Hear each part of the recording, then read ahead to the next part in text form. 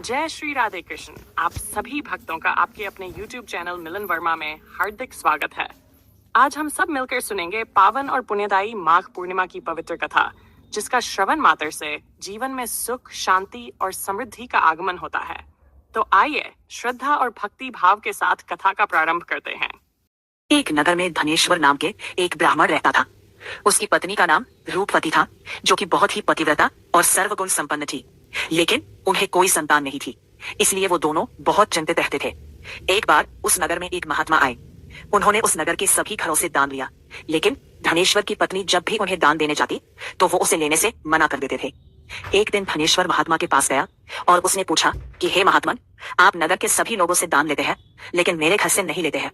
हमसे अगर कोई भूल हुई हो तो हम ब्राह्मण दंपति आपसे क्षमा याचना करते हैं। इस पर महात्मा ने कहा, नहीं विप्र, तुम तो हमेशा आदर सत्कार करने वाले ब्राह्मण हो, तुमसे भूल तो कभी भी नहीं हो सकती है। महात्मा की बात सुनकर धनेश्वर हाथ जोड़कर बोला, हे मुनिवर, फिर आखिर क्या कारण है? कृपया हमें उससे अवगत कराएं। इस पर महात्मा बोले, हे विप्र, तुम्हारी कोई संतान नहीं है। जो दंपति निसंतान हो उसके हाथ से भिक्षा कैसा ग्रहण कर सकता हूँ? तुम्हारे द्वारा दिया गया दान लेने के कारण मेरा पतन हो जाएगा। बस यही कारण है कि मैं तुम्हारे घर से दान स्वीकार नहीं करता। माघ पूर्णिमा के दिन जगत के पालनहार श्री विष्णु और देवी लक्ष्मी की पूजा की जाती है। इस दिन जप तप और दान करने के अलावा कथा पाठ का भी बहुत है। कहा जाता है कि माघ पूर्णिमा की पौराणिक कथा का पाठ न करने से व्रत अधूरा रह जाता है। माघी पूर्णिमा के दिन नदियों और संगम में स्नान करने का भी प्रचलन है। शास्त्रों कहते हैं कि पौष पूर्णिमा से माघ पूर्णिमा तक पवित्र नदियों और खासकर संगम में स्नान करने से सूर्य और चंद्रमा युक्त दोषों से छुटकारा मिलता है और स्वर्ग की प्राप्ति होती है। इसलिए इस दिन को पुण्य योग भी कहा जाता है। माघ पूर्णिमा व्रत की पौराणिक कथा। माघ पूर्णिमा को लेकर शास्त्रों में कुछ कथाएं वर्णित हैं। इनमें से एक है शुभ व्रत ब्राह्मण की कथा। माघी पूर्णिमा की इस कथा के अनुसार नर्मदा नदी के किनारे एक विद्वान ब्राह्मण निवास करता था, जिसका नाम शुभ व्रत था।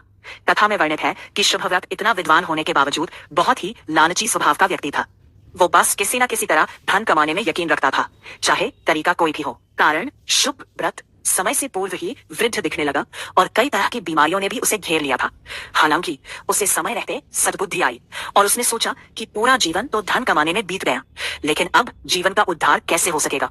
यही सब विचार करते करते उसे माघ के महीने में पवित्र नदी के तट पर स्नान का महत्व बताने वाला एक श्लोक याद आया। इसके बाद स्नान का संकल्प लेकर ब्राह्मण शुभव्रत नर्मदा नदी में स्नान करने लगा। उसने करीब 9 दिनों तक नदी पर जाकर स्नान किया। इसके बाद शुभव्रत की तबीयत और ज्यादा बिगड़ गई और उसकी मृत्यु का समय भी नजदीक आ गया। शुभव्रत सोच रहा था कि आज तक जीवन में उसने कोई अच्छे कार्य नहीं किया, तो अब मृत्यु के बाद नरक में ही जाना पड़ेगा। लेकिन इसके विपरीत उसे मोक्ष मिला, क्योंकि शुभव्रत ने माघ मास में पवित्र नदी में जाकर स्नान किया, जिसके कारण अंत समय में लालची ब्राह्मण पर भगवान